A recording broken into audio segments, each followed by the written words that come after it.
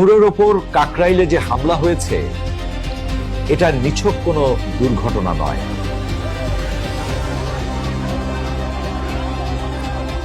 Video ফুটেজে স্পষ্ট দেখা যায় তাকে ঘিরে ধাওয়া, লাথি, ঘুষি, বেধড়ক মারধর। হামলার ধরন প্রমাণ করে এটি ছিল পরিকল্পিত এবং সংগঠিত একটি আক্রমণ। কিন্তু প্রশ্ন হলো, কারা এই আক্রমণের নাটের গুরু? প্রথমেই পরিষ্কার করে বলা দরকার, অনেকে সেনাবাহিনীকে দায়ী করতে চাচ্ছে। ফুটেজে পুলিশকে আগ্রাসী হতে দেখা গেছে সবচাইতে বেশি। ভিড়ের মধ্যে অন্য লোকও ঢুকে পড়ে হামলা করেছে, কিন্তু দেখবেন স্বরাষ্ট্র মন্ত্রণালয় কিংবা পুলিশ নিয়ে খুব একটা কথা নাই।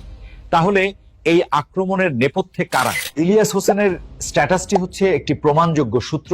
নূরের ওপর হামলার ঠিক 2 দিন আগেই স্ট্যাটাসে ইলিয়াস লিখেছিলেন, নূর, তোমার মতো 6 জনের বিকাশ পার্টি বড় কোনো দলের দুর্নীতিবাজদের সাথে লাগতে আসলেই শুধু রনির মতো ল্যাংটা হবা। আমি মাই টিভি থেকে 50% ভাগ নিতে যাব কেন? ওটা ফ্রি দিলেও নিব না। বিএনপি দয়া করে একটা আসন না দিলে তোমাকে আমি ইউনিয়ন পরিষদের মেম্বারও হইতে দিব না। এখানে একাধিক বিষয় স্পষ্ট হয়ে ওঠে। প্রথমত, ইলিয়াস নূরকে প্রকাশ্যে ছোট করেছেন, তাকে বিকাশ পার্টি বলে বিদ্রূপ করেছেন। দ্বিতীয়ত, মাই টিভি ইস্যুতে নূরকে আক্রমণ করা হয়েছে এবং সবচেয়ে গুরুত্বপূর্ণ বিষয় হলো নূরকে সরাসরি রাজনৈতিকভাবে শেষ করে দেওয়ার হুমকি দিয়েছেন। এই স্ট্যাটাস ছিল যেন একটি পূর্ব ঘোষিত সতর্কবার্তা। আর তার মাত্র 2 দিন পরেই নূরের ওপর ভয়ঙ্কর হামলা ঘটে। এটা নিছক কাকতালীয় নাকি সেই হুমকিরই বাস্তবায়ন? অন্যদিকে পিনাকি ভট্টাচার্য সামাজিক মাধ্যমে নূরকে নিয়মিত টার্গেট করেছেন। তার লাইভ, স্ট্যাটাস এবং কথোপকথনে নূরকে দুর্বল, অবিশ্বস্ত ও বলির পাঠা বানানোর মতো প্রচারণা চালানো হয়েছে। পিনাকির ভাষা ও ইলিয়াসের হুমকি, এই 2 ধারাই একসাথে কাজ করেছে। ফলাফল হলো, নূরের বিরুদ্ধে তৈরি হলো একটা মহলের এক ধরনের ঘৃণা ও ক্ষোভের পরিবেশ। আর সেই ক্ষোভ প্রকাশ পেল কাকরাইলের রাস্তায়। চলুন এবার জেনে নেওয়া যাক কারা ক্ষুব্ধ ছিল নূরের ওপর। ইলিয়াসের হুমকি, যা প্রকাশ্যে রাজনৈতিক প্রতিদ্বন্দ্বী হিসেবে শেষ করে দেওয়ার বার্তা।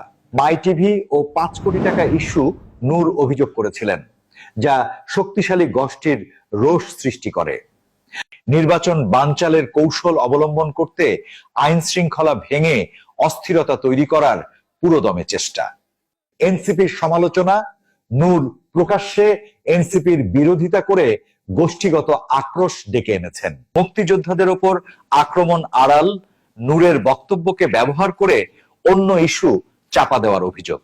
হামলার পরপরই দেখা গেল কিছু গোষ্ঠী দ্রুত সেনাপ্রধান ও সেনাবাহিনীকে আক্রমণ করা শুরু করলো। ঢাকা অচলের ডাক দিল, নূরের নাম নিয়ে নাটকীয় কান্নাকাটি শুরু করলো। প্রশ্ন উঠছে, তাহলে কি নূরকে পরিকল্পিতভাবে বলির পাঠা বানানো হলো যাতে সেনাবাহিনীকে দায়ী করে বিশৃঙ্খলা সৃষ্টি করা যায়? প্রমাণগুলো মিলিয়ে দেখলে বারবার যে 2 নাম উঠে আসছে তারা হলো ইলিয়াস হোসেন ও পিনাকি ভট্টাচার্য। নূরের ওপর হামলা কোনো সাধারণ মারামারি ছিল না। এটি ছিল একটি মেটিকুলাসলি ডিজাইনড আক্রমণ, যেখানে নূরকে শিক্ষা দেওয়া, হেয় করা এবং রাজনৈতিকভাবে শেষ করে দেওয়ার চেষ্টা করা হয়েছে। কিন্তু যে গোষ্ঠী এই হামলার দায় সেনাবাহিনীর দিকে ঘুরিয়ে দিতে চাইল, তাদের উদ্দেশ্য পরিষ্কার।